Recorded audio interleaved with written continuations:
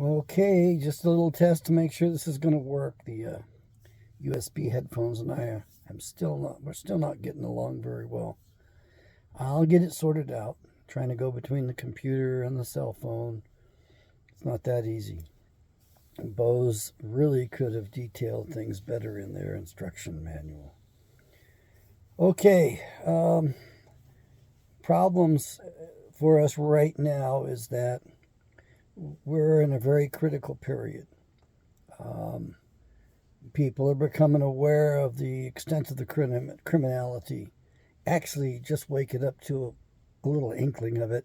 It's much worse than any of us could ever realize. And the gentleman, Mr. Maxey, who I heard interviewed by Mrs. Steele, he covers things quite nicely. I highly recommend that you watch that interview, that video. What I want to tell you is that it's much worse than what you could ever imagine. I'm going to tell you right now. I've been thinking that this stuff that's been going around we should attribute it, blame the Chi-Coms. It turns out it's really our own government, our own Defense Department, our own U.S. Army. These folks are all in cahoots with the elite. The elite control the whole thing. People are asking, how do we recover from it? I'm going to give you some tips and some ideas right now on reclaiming the republic. Thomas Jefferson wrote about how to do that, and he suggested that we reduce ourselves to groups of 100 men and not let any outsiders in. Okay, and basically he took that from Moses. If you read in the Bible, and this is what Thomas Jefferson prescribed for how to recover the republic once lost. Thank God he wrote the article. I'm really thankful on that. Mr. Maxey said that we have our inheritance, we have our heritage to defend, and that's absolutely correct. And this inheritance was talked about in the book of Genesis. It's not something new. This is something that's been set up for a long time. So what we are going through, to a certain extent, has been predetermined, been destined for us. But we still have free will, and we've got to exercise free will in the right way. So you want to recover the country? Okay, fine. Appeal to Yahweh in his name, his personal name, Yahweh. Learn it, say it, appeal to him. Make that your priority. God give you the wisdom. God give you the strength. God open up the word to you, the Bible to you, so that you will understand. God bless you. God help you to understand the truth, to administer justice, because, folks, you're going to be judging. And be glad you're going to be in the judgment seat at this point, because for the people that are getting judged, it's not going to go very well. I think we're going to be using a lot of rope, and I think rightfully so. I'm hoping that everything is done publicly. Nothing is done secretly. The stuff that's going on in the Ukraine and Kazakhstan is much worse than what any of us can imagine. It's much, much worse than what you could possibly dream up. It's a much bigger conspiracy. I've helped you trace it back to Khazaria, where its roots are right now. And that's an important thing. You get over to Kazakhstan, you find out about the sun god, and you find about the fact that all of these religions are dominated by the same jackasses, the same Satan worshippers. You'll find out that all of these modern religions, every one of them is controlled by these guys. So that we have a fantastic opportunity. You want to recover the republic? Well, the first thing you need to do is forget about their currency, because it's a debt-based currency designed to enslave, and it empowers them. So you got to go back to what the Constitution calls for. Honest money, coined silver, coined gold, coined copper is okay, coined nickel is okay. But we have to go back to the United States Mint producing solid silver coins that we know what's in there. Same with the gold coins. So you need to go after honest money. That's one thing. Now, a bigger and barter, by the way. Bartering's fine. But the bigger intervention is my strategic intervention. Yes, I'm broadcasting from the captain's chair. This is my father's favorite chair. And he said from here he can control everything. And no, I can't feel his shoes. I'm never going to do that. He was a great man. But he liked this spot. The chair swivels, doesn't lock in place like it used to. I'm going to get that fixed probably. I can accept my humble position in this planet. I don't mind leading from behind, tossing keywords out there on Facebook, getting ideas out there. But the original 13th Amendment is actually the law of the land. It still is the law of the land. We need to reclaim it, reinstitute it fully. And when we do that, then we could kick the attorneys out who are members of the British Accreditation Registry. And I'm looking forward to the attorneys screaming out loud, "We didn't know." Oh, ignorance of the law is no defense. Ignorance of the law is no excuse. Legal jackasses have been saying that to us for how many years? Decades? Couple of centuries? Yeah, it's your turn. Now, as far as what happens to those guys, I just as soon tell them, you're stripped of any and all citizenship in these United States. Now, I'd like to see them scramble, folks, but I also know there's got to be a remedy to it.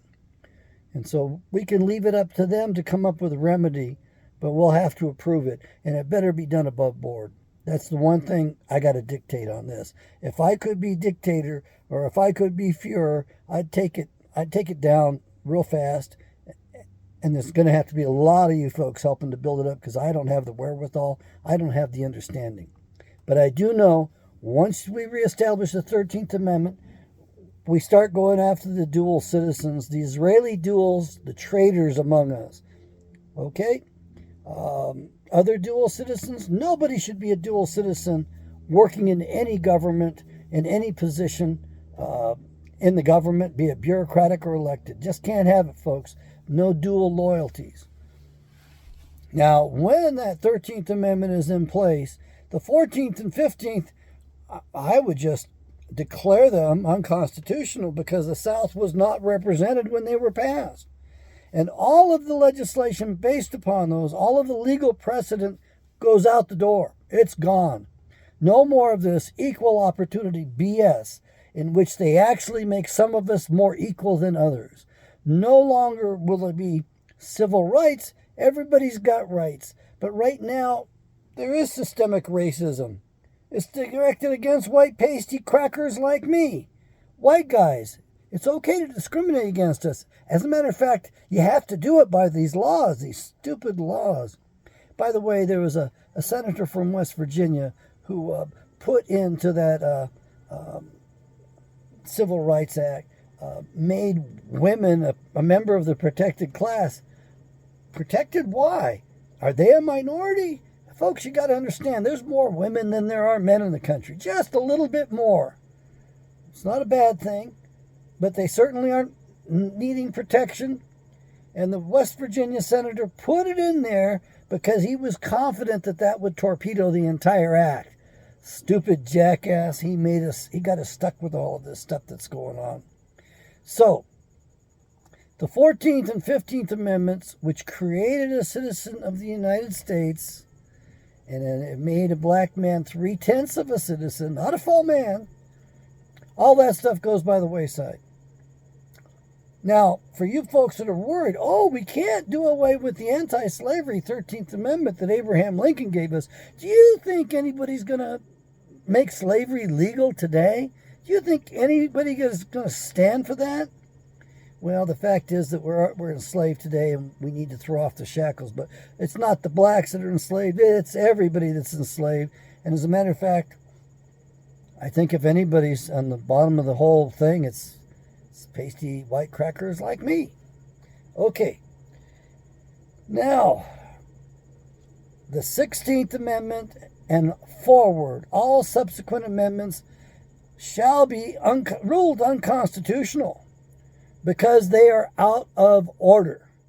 So that means they're null and void. Okay, ladies, I know you want your right to vote. Hey, we men don't have a right to vote. Why do you get a right to vote? You screwed up when you marched for that and passed it. Look, my grandmother, I love her dearly. She was a great woman, college educated, a long time ago. Very intelligent. extremely well known and well liked, Ione Griffin Kent. She marched for women's rights to vote. The right to vote is a state's right. It's up to the individual states. And by creating a damn amendment, you federalize this government way too much. And we need to decentralize this thing as much as we can. We need to take this thing down to the nubs. We need to trim the garden. We need to prune this thing back almost to the stump. We need to start pretty much all over. But we don't have to reinvent the wheel. We go right back to the roots that our founding fathers gave us. So, you lose that right to vote, women. Leave it up to your state. Maybe they'll require you to be married. Maybe they'll require you to hold land. Maybe they'll require you to be 25 years old. Maybe they'll require, college education. Wouldn't that be horrible? Especially today. Anyway, the 16th Amendment goes away. And what's that amendment? That's the one that was never even voted on. It was announced by the acting Secretary of the Department of the Treasury that it had been ratified. And one other bureaucratic guy. The two made the public announcement and you swallowed it. It's not even legal, not lawful, it's to be null and void. Now, why should that be null and void? It's immoral to tax a man upon his daily labor by which he supports himself. It's immoral, unethical, and our founding fathers would never have stood for it. Besides that, it's a progressive communist income tax.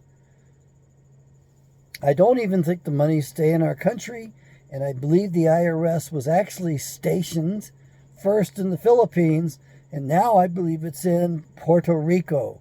So there's really questionable aspects to that whole infernal revenue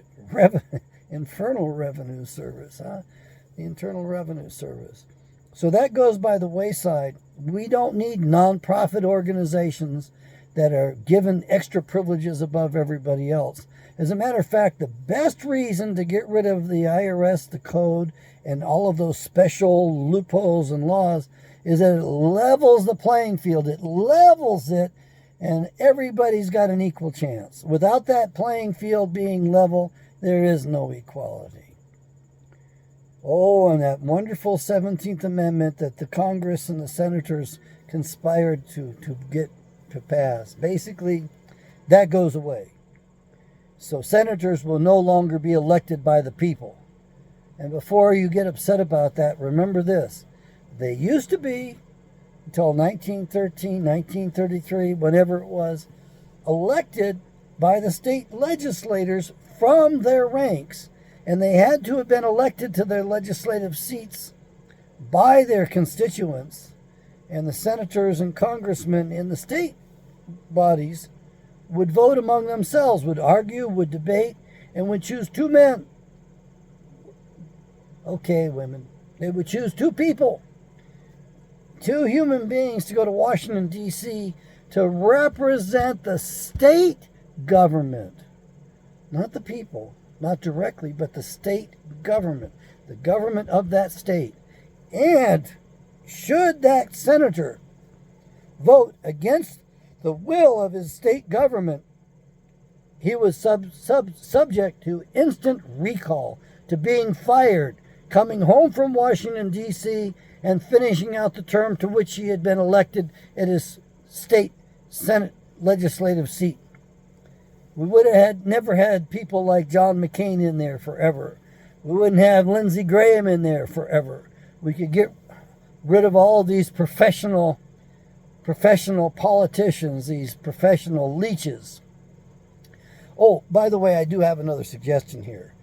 I think that senators, since they work for the state governments and represent their state governments, should be paid by their state. The federal government doesn't cut a check. The federal government doesn't provide benefits. Okay, maybe we provide those offices, but we certainly don't pay them.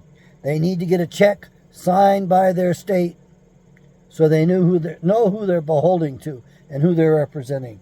Now, the most important aspect of this is that We don't have a republic because of the 17th Amendment.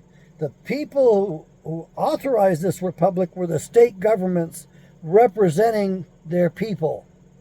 And the state governments are no longer represented. They signed the Constitution. Through the state governments, were parties to the Constitution.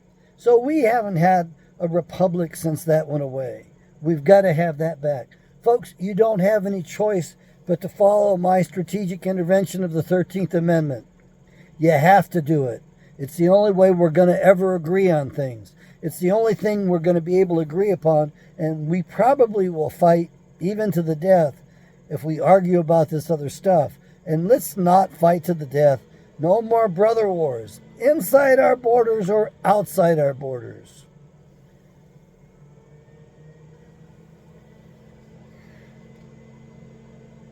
I pray and I hope that these fellows outside of the country can actually get justice, because there's no justice inside this country. In my opinion, every one of those Supreme Court justices should be removed. Every one of them is guilty of bad behavior. The only exception might be Clarence Thomas, but I still want a face-to-face with the boy about that. No, I shouldn't have used that word. I know you're going to make me out to be a racist again. The gentleman's actually older than I am, and I should respect him a little bit more. He may have a conflict of interest in the past. He might be the only one. He's definitely the only one worthy of staying up there, as far as I can see. The others have got to go. The Supreme Court has overstepped its bounds. There is no three co-equal branches of government. Sean Hannity, you're a jackass, insisting on that rumor. There's no three co-equal branches. The most powerful branch of the federal government, if you read it carefully, is the Congress. Not the Senate, but the Congress. The Senate was designed to be a stalwart branch of statesmen to slow things down so that we wouldn't get screwed over by the Congress. The Senate has lost its place and its standing. But a lot of these justices have failed to recuse themselves when they've been involved in cases that have come before the Supreme Court. How can you not recuse yourself? How can you fail to declare that you represented Obamacare before you became a Supreme Court justice, and now you're going to rule on it? I'm sorry, lady. You need to lose your bar license. Whoops. We're going to get rid of the bar. Well, you need to lose your attorney's license. And I don't think we owe you anything. No retirement either. Because you failed to recuse yourself. You're guilty of bad behavior. Oh, there is no lifetime appointment. I don't know where that came from. But as I read the Constitution, and I got a copy in my backpack. I can't find the other copy. The one I like better that was printed in Phoenix. I like it better because the footnotes reveal the truth about the 13th Amendment and the key to restoring our republic. You have to recuse yourself when you've been an attorney representing either party. You just can't do that. The Supreme Court justices may serve while under good behavior. The letter B in behavior is capitalized. It doesn't say that they're in good lifetime. It doesn't say it at all. And good behavior means good behavior all the way around. And if you fail to acknowledge and reveal you have a conflict of interest, that's bad behavior. That's enough right there to get you taken off, to get your law license yanked. And it should be. So, sorry, Justice. I can't remember your name. I should. I have hated you for a long time. Yeah, I want you gone. And I want the other one gone too. She's guilty of bad behavior. Why do they appoint somebody that makes an obviously racist statement about being a wise Latina woman knowing better or something? I'm sorry, baby. You gotta go too. You're a racist. Why is there no WASP? on the United States Supreme Court? Why is there not one white Anglo-Saxon Protestant on the Supreme Court? I mean, we founded this nation. And as Thomas Jefferson said, if we fail to omit a certain group from our population, that we were going to be cursed. They were going to be cursed by their descendants, because the descendants would find themselves homeless on the continent their forefathers had conquered. That's my position. What's yours?